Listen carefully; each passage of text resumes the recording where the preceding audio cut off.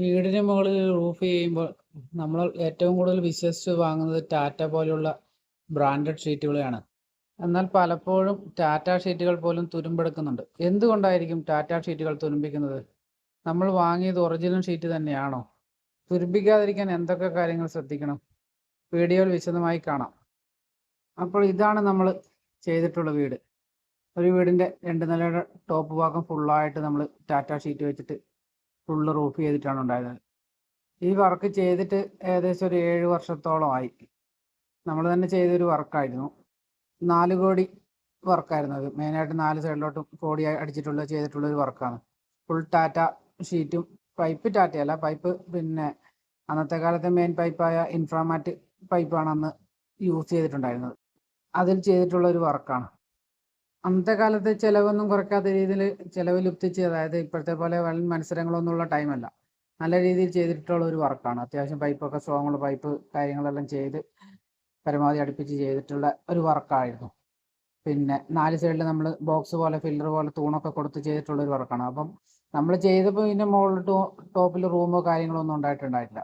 പിന്നെ രണ്ടാമത് അവർ വീടിൻ്റെ മേലെ അത് എക്സ്റ്റൻഷൻ ചെയ്ത് വിബോർഡ് വെച്ചിട്ടും കുറേ സൈഡ് വിബോർഡും കാര്യങ്ങളൊക്കെ വെച്ചും ബാക്കി സ്ഥലങ്ങളിൽ പിന്നെ ഗ്രിൽസ് ഇട്ടിട്ടും കുറേ സ്ഥലത്ത് സിമെൻറ്റ് കട്ട വെച്ചിട്ടൊക്കെ കെട്ടി അവർ റെഡിയാക്കി എടുത്തിട്ടാണ് ഉണ്ടായിട്ടുണ്ടായത്.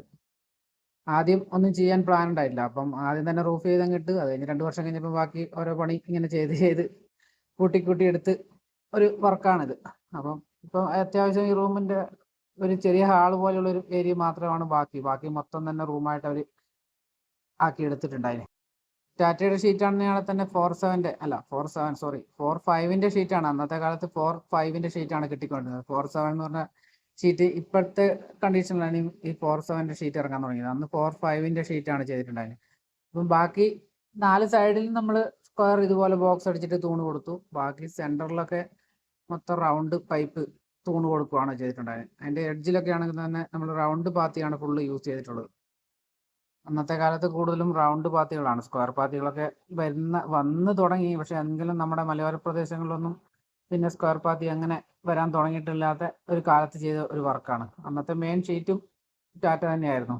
മറ്റ് ബ്രാൻഡുകളൊന്നും നമ്മളോട് അങ്ങനെ അവൈലബിൾ ആയിട്ട് കിട്ടി തുടങ്ങിയിട്ടില്ലാത്ത ഒരു സമയത്ത് ചെയ്തിട്ടുള്ള ഒരു വർക്കാണ്. ഇതിൻ്റെ നമ്മുടെ വിഷയത്തിലേക്ക് വരാം. ഇതിൻ്റെ അടിഭാഗം നോക്കുമ്പോൾ നമ്മൾ തുരുമ്പ് കാര്യങ്ങളൊന്നും കാണാനില്ല. പിന്നെ അങ്ങനെ ഒരു പ്രശ്നങ്ങളൊന്നും ഇതിൻ്റെ അടിയിൽ കാണുന്നില്ല. ചെറിയ പൂപ്പല് പായല് അങ്ങനെയുള്ള ഒരു കളർ ചേഞ്ച് ഒക്കെ വന്നിട്ടുണ്ട്. അത് പിന്നെ കാലക്രമേണ വരുന്നൊരു സംഭവം. അത് കഴുകിയാൽ കഴിഞ്ഞാൽ കുറേ മാറ്റം വരും. പക്ഷേ നമ്മൾ പൈപ്പിനൊക്കെ നോക്കിക്കറാം. അന്നത്തെ കാലത്ത് അലൂമിനിയം പെയിന്റ് ആയിരുന്നു മെയിൻ ആയിട്ട് ചെയ്തുകൊണ്ടിരുന്നത്. എപ്പോക്സി ഒന്നും വന്നിട്ടില്ല അന്നത്തെ കാലത്ത് ചെയ്തിരിക്കുന്ന അലൂമിനിയം പെയിന്റ്. പിന്നെ കോഴിയുടെ സൈഡിലൊക്കെ നമ്മൾ പൈപ്പ് വെച്ചിട്ടുണ്ടായിരുന്നു.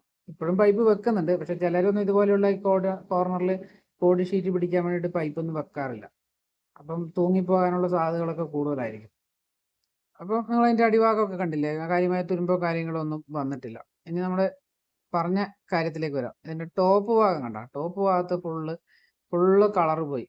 കളറ് പോകാനുള്ള മെയിൻ ആയിട്ടുള്ള റീസൺ എന്താണെന്ന് വെച്ച് കഴിഞ്ഞാൽ ഇതിൻ്റെ അകത്ത് ചപ്പ് ചവറുകൾ മൊത്തം കയറി അടിഞ്ഞ് കിടക്കുന്നതാണ് മെയിനായിട്ട് ഇത് പിന്നെ കളറ് പോകാനുള്ള മെയിൻ കാരണം.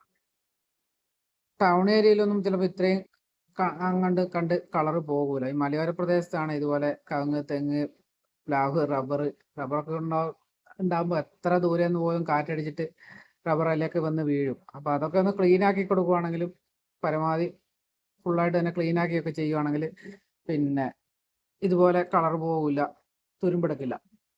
ഈ ചപ്പൊക്കെ കൂടിക്കിടക്കുന്നതാണ് ഇത് തുരുമ്പെടുക്കാനുള്ള മെയിൻ കാരണം. അതൊക്കെ ഒന്ന് ക്ലീൻ ആക്കാൻ ശ്രമിക്കുക. അപ്പം ഇത് ചെയ്ത് വെച്ച് കഴിഞ്ഞാൽ പിന്നെ ഇതിൻ്റെ മേലെ ഒന്നും കയറി പോവുക ഒന്നും ചെയ്യില്ല. അതാണ് മെയിൻ പ്രശ്നം. ഈ സൈഡ് കണ്ട, ഈ സൈഡിൽ നമ്മൾ അന്ന് ചെയ്തിട്ട് പോയി കഴിഞ്ഞപ്പോൾ അവിടെ ഒരു മരം വീണതാണ്. അതുകൊണ്ട് ഈ എഡ്ജിൽ കുറച്ച് വളഞ്ഞിട്ടുണ്ട്. ഈ സൈഡിലോട്ട് തൂങ്ങി നിൽക്കുന്ന കാണുമ്പോൾ നിങ്ങൾക്ക് മനസ്സിലാവുന്നുണ്ടാവും. ഈ തൂണിന് ഇപ്പുറത്തോട്ടുള്ള ബീം ചെറുതായിട്ടൊരു മരം വീണതാണ്. അപ്പം ചെറുതായിട്ട് ആ എഡ്ജ് വളഞ്ഞു. പക്ഷേ എങ്കിലും ഷീറ്റൊന്നും വലിയ ഡാമേജ് ഒന്നും വന്നിട്ടില്ല. മെയിനായിട്ട് വന്നിരിക്കുന്നത് കളർ ഫെയ്ഡ് വന്നിട്ടുണ്ട്. ചെറിയ തുരുമ്പുകളൊക്കെ ടോപ്പിൽ വരാൻ തുടങ്ങിയിട്ടുണ്ട്. അതിൻ്റെ മെയിൻ കാരണം ഇത് തന്നെയാണ്, ചപ്പ് ചവറുകളാണ് മെയിൻ കാരണം. പിന്നെ ഈ ഉപ്പ് കാറ്റൊക്കെയുള്ള ഈ പിന്നെ പുഴ സൈഡിലൊക്കെ ചെയ്യില്ല, കടലിൻ്റെ സൈഡിലൊക്കെ ചെയ്യുന്നവർക്ക് ഇതുപോലെ പിന്നെ തുരുമ്പെടുക്കുന്ന സംഭവങ്ങൾ കൂടുതൽ ഉണ്ട്. അതുപോലെ തന്നെ ഈ പുക പിന്നെ ചിമ്മിനി അടുപ്പിൻ്റെ ഒക്കെ സൈഡിൽ വെച്ച് ചെയ്യുന്ന സ്ഥലങ്ങളിലൊക്കെ നല്ലാണ്ട് തുരുമ്പെടുത്ത് പോകുന്നുണ്ട്. അതൊക്കെ ഒന്ന് ശ്രദ്ധിക്കുക എല്ലാവരും. അങ്ങനെയുള്ള സ്ഥലങ്ങളിലൊക്കെ ഒന്ന് സീലിംഗ് അതുപോലെ എന്തെങ്കിലും ചെയ്തിട്ടൊക്കെ ചെയ്യാൻ ശ്രമിക്കുക. അങ്ങനെയൊക്കെ വന്നു കഴിഞ്ഞാൽ എങ്ങനെയാണെങ്കിലും ഇത് സംഭവം തുരുമ്പെടുത്ത് പോകുന്നതായിരിക്കും.